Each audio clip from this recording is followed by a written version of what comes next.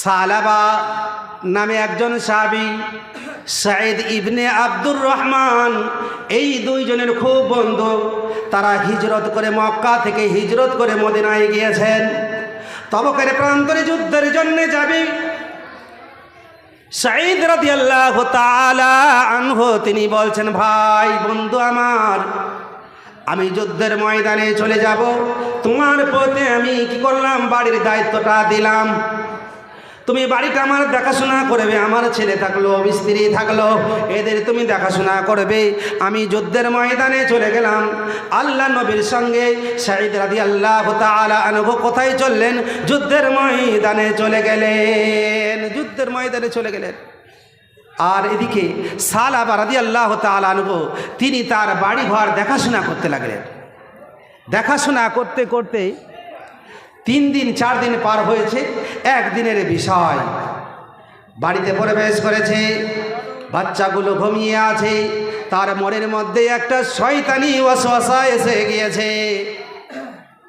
ঘরের মধ্যে প্রবেশ করে তার স্ত্রী বসে আছে, সাঈদের স্ত্রী বসে আছে। সালাবা যে সাঈদের স্ত্রীর হাতখানা খপ করে ধরে নিয়েছে। সাঈদের স্ত্রী বলছে, ও সালাবা, তুমি আল্লাহকে স্মরণ করো।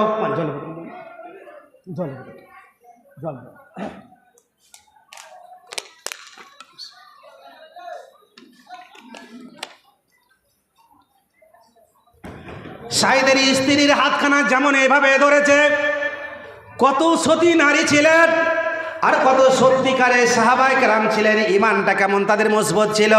23 বছর ধরে তার ইমানের সঙ্গে কি করেছে, তারা মেহনতি করেছেন, পরিশ্রম করেছেন। যেমনই এ কথা সাঈদের স্ত্রী বলল, সালাবা তুমি আল্লাহকে ভয় করো, তুমি কি করে বসলে, আমি একজন পরের স্ত্রী, তুমি আমার শরীরে হাত দিলে। তেমন সালাবা রাদিয়াল্লাহু তাআলা আনহু থরথর করে কাঁপতে লাগলেন আর মুখ দিয়ে চিৎকার করতে লাগলেন, হায় আমি পাপী, আমি পাপী, আমি পাপী। ঘর থেকে বেরিয়ে গেলেন আর পাপী পাপী করতে লাগলেন। এই করতে করতে পাগল হয়ে গেল, কোথায় যাওয়া যায়।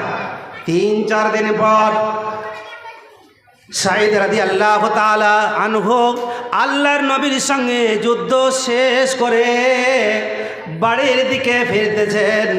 এই মুহূর্তে আর আল্লাহর নবী সাহাবীদেরকে নিয়ে বাড়ির দিকে রওনা দিয়েছে। মদিনার লোকেরা সবাই আল্লাহর নবীকে এবং সাহাবাদেরকে স্বাগতম জানার জন্য, যুদ্ধে জয়লাভ হয়েছে গাজীদেরকে সম্বর্ধনা জানার জন্য সব বাড়ি থেকে বেরিয়ে পড়েছে। আর এদিকে সালাবা মুখ দিয়ে বলতেছে, শুধু বলতেছে, আমি পাপী, আমি পাপী, আমি পাপী। পাগল হয়ে গিয়েছে, কখনো গাছতলায়, কখনো মসজিদে, কখনো মাঠে ঘাটে বসে শুধু পাপী পাপী বলতে আছে। আল্লাহ রাব্বুল আলামিন বলেন, ফামান তাবা মিন বাদি যুলমিহি ওয়া আসলাহা ফাইন্নাল্লাহা ইয়াতুবু আলাইহি। যখন কোন মানুষ নিজের আমলগুলোকে সংশোধন করতে চায়, এমনিভাবে আল্লাহ রাব্বুল আলামিন পথ দেখান। সালাবা বকতে বকতে বকতে বকতে পাগল হয়ে কোন দিকে চলে গিয়েছে। সাঈদ যখন বাড়িতে প্রবেশ করলো, স্ত্রীর মুখে শুনতে পেল, পাড়া প্রতিবেশীর মুখে শুনতে পেল এইরকম ঘটনা ঘটে গিয়েছে। বলে, কোথায় সালাবা, কোথায় গিয়েছে? বলে, যেদিন থেকে এই কাজটা হয়েছে সেদিন থেকে সালাবা পাগল হয়ে ঘুরে বেড়াচ্ছে। অনেক দিনের বন্ধু, চলাফেরা আছে, ভুলটা বুঝতে পেরেছে কি না সাঈদ সালাবা শয়তানের ওয়াসওয়াসা এই কাজটা করেছে। এবার বন্ধুকে খোঁজার জন্য বেরিয়ে পড়ল। কোথায় পথে, কোথায় ঘাটে, কোথায় নদীতে খুঁজতে খুঁজতে খুঁজতে খুঁজতে দেখতে পাওয়া গেল এক গাছের নিচে যেন বসে আছে আর বলতেছে, আমি পাপী, আমি পাপী। সালাম দিল, আসসালামু আলাইকুম ইয়া সালাবা। সালামের উত্তর দিল, বলে, ভাই চলো বাড়ি ফিরে যাই, বাড়ি ফিরে যাই।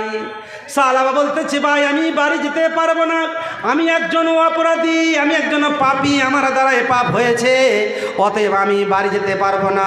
যদি আমাকে বাড়ি নিয়ে যাও তাহলে আমাকে আসামি হিসাবে আমার হাত দুটোকে পিছন দিকে বেঁধে নিয়ে রশি দিয়ে টানতে টানতে টানতে টানতে ওই মদিনার গলি দিয়ে আমাকে টানতে টানতে নিয়ে যাবে। মানুষ দেখে বলবে সালাবা অপরাধী, সালাবা অপরাধী, এই বলে যদি আমাকে টানতে পারো তাহলে আমি ওই মদিনার গলিতে যাব না, যে আমি মদিনার বুকে আর পা রাখবো না। কেমন আল্লাহ রাব্বুল আলামিন বলছেন ওয়া আসলাহা, যারা নিজের আমলটাকে সংশোধন করতে চায়। আল্লাহ রাব্বুল সালাবা বলতেছে আমার কিভাবে পাপটা মোচন হবে, কিভাবে আমার এই আমি ক্ষমা পাবো। আল্লাহ রাব্বুল আলামিন কোরআনের বলতেছেন ওয়াল্লাযীনা ইযা ফাআলু ফাহিশাতান আও যালামু আনফুসাহুম যাকারুল্লাহ। আল্লাহ বলতে তুমি জুলুম করেছো, অত্যাচার করেছো, তুমি আল্লাহ আমার কাছে ক্ষমা চাও, আমি তোমাকে ক্ষমা করবো।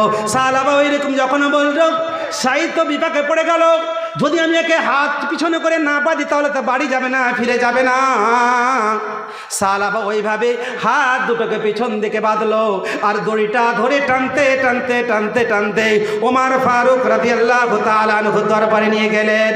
নিয়ে যাওয়ার পর বলছেন ওমর, সালাবার দ্বারা এ পাপ হয়ে গিয়েছে, ক্ষমা হবে কি, ক্ষমা হবে কি, এর পাপটা মোচন হবে কি? ওমর বলতেছে না না, এ তো বিরাট অন্যায় করে দিয়েছে, অন্যায় করে দিয়েছে, এর কোনোদিন মাফ হবে না। নিরাশ হয়ে গেলেন, আরো তার মনের মধ্যে যন্ত্রণা এসে গেল। কি করা যায়? উমারের মতন লোক বলে দিল কি না, ক্ষমা হবে না। ওইভাবে সালাবার দড়িখানা টানতে টানতে টানতে টানতে টানতে নিয়ে যে আবু বকর সিদ্দিক রাদিয়াল্লাহু তাআলা আনহু দরবারে গেলেন। সেখানে যে বলছেন আবু বকর সিদ্দিক, সালাবা রাদিয়াল্লাহু তাআলা আনহু, আরো তার মধ্যে তাড়না জেগে গেল, হতে পারে আমি পাপী হয়ে মারা যাব, আমার পাপ হয়তো মোচন হবে না, মাফ হবে না। ওমর ফারুকের পরে আবু বকর সিদ্দিক রাদিয়াল্লাহু তাআলা আনহু দরবারে নিয়ে গেলেন। নিয়ে যাওয়ার পরে বলতেছেন আবু বকর সিদ্দিক, এই সালাবার দ্বারা এরকম একটা অন্যায় কাজ হয়ে গিয়েছে, আপনি বলেন তো দেখি এর কিভাবে ক্ষমাটা করা যায়, কিভাবে সে ক্ষমা পাবে? আবু বকর সিদ্দিক রাদিয়াল্লাহু তাআলা আনহু বলতেছেন না না, এর ক্ষমা নাই। সেখানে নিরাশ হয়ে গেল। তাহলে দুই জায়গায় তিনি নিরাশ হয়ে যাচ্ছেন, কিন্তু হাল ছাড়ছেন না, চলছেন। আবার সাঈদ রাদিয়াল্লাহু তাআলা আনহু ধরে নিয়ে কোথায় নিয়ে যাচ্ছেন? হযরত আলীর কাছে নিয়ে যাচ্ছেন। আলীর মুখ দিয়ে সে কথাই বের হচ্ছে। তারপরে সেখান থেকে নিয়ে গেলেন কোথায়? উসমান গনি রাদিয়াল্লাহু তাআলা আনহু কাছে। তিনিও বলছেন না না, এর ক্ষমা করা যাবে না, এই পাপ মোচন হবে না, এত বড় অন্যায় করেছে। একজন আল্লাহর সাহাবী, একজন হিজরত মুহাজির, মক্কা থেকে হিজরত করে মদিনায় এসেছে, আর এর দ্বারা এত বড় গুনাহ হয়ে গিয়েছে, অন্যের স্ত্রীর শরীরে হাত দিয়েছে, এর গুনাহ মাফ করা যাবে না। এবার চিন্তা ভাবনা করেছে সাঈদ বিন আব্দুর রহমান, চিন্তা ভাবনা করতেছে আমি তো ফেসে গেলাম, তাকে ধরে নিয়ে এসে কি করা যায়? এবার সাঈদ রাদিয়াল্লাহু তাআলা আনহু তিনি সালাবাকে নিয়ে কোথায় যাচ্ছেন? আল্লাহর নবীর দরবারে চলে গেলেন। আল্লাহর নবীর দরবারে ইয়া রাসূলুল্লাহ, ইয়া হাবিবাল্লাহ, এই ঘটনাটা হয়েছে, এই ব্যাপারে আপনি একটু বলেন দেখি, এর গুনাহটা মাফ হবে কিনা, এর গুনাহটা মাফ হবে কিনা? আল্লাহ নবী বললেন কি না না না, এর গুনাহ মাফ করা যাবে না, এর গুনাহ মাফ হবে না। যেমন এ কথা বললেন, একটা চিৎকার দিয়ে উঠলেন সালাবা রাদিয়াল্লাহু তাআলা আনহু, চিৎকার দিয়ে সেখান থেকে দৌড়াতে আরম্ভ করলেন, দৌড়াতে লাগলেন। দৌড়াতে দৌড়াতে যে একটা পাহাড়ের চূড়ায় উঠে গেলেন, আর সেখানে উঠে যে একই বাক্য, আমি পাপী, আমি গুনাহগার, আল্লাহ তুমি আমাকে ক্ষমা করো। চিন্তা করেন, আল্লাহর নবী বলে দিলেন এর গুনাহ মাফ হবে না, এর সাজা হবে, গুনাহ মাফ হবে না। সালাবা দৌড়িয়ে যে পাহাড়ের চূড়ায় উঠে গেলেন। চিন্তা করতে আসেন, পাগল হয়ে ঘুরতে লাগলেন। এই করতে করতে মদিনার এরিয়াগুলো ছেড়ে দিয়ে সমুদ্রের কোল ধরে নিলেন। ধরতে ধরতে গিয়ে চলে গেলেন যেন এক জায়গায় যে উপস্থিত হলেন, সেই জায়গায় সমুদ্রের কিনারায় উপস্থিত হলেন। এইদিকে আল্লাহ রাব্বুল আলামিন আল্লাহর নবীর কাছে একজন ফেরেশতাকে জিবরিল আলাইহিস সালাতু সালামকে পাঠিয়ে দিলেন। ও মুহাম্মদ সাল্লাল্লাহু আলাইহি ওয়াসাল্লাম, সালাবার তওবা কবুল হয়ে গিয়েছে, সালাবাকে আল্লাহ রাব্বুল আলামিন মাফ করে দিয়েছে, অতএব তুমিও তাকে মাফ করে দাও। যেমনই বলল, মাগরিবের নামাজ পড়ে ঘোষণা হলো, আল্লাহ নবী মাগরিবের নামাজ পড়ে ঘোষণা করে দিলেন কি সালাবা কোথায় আছে?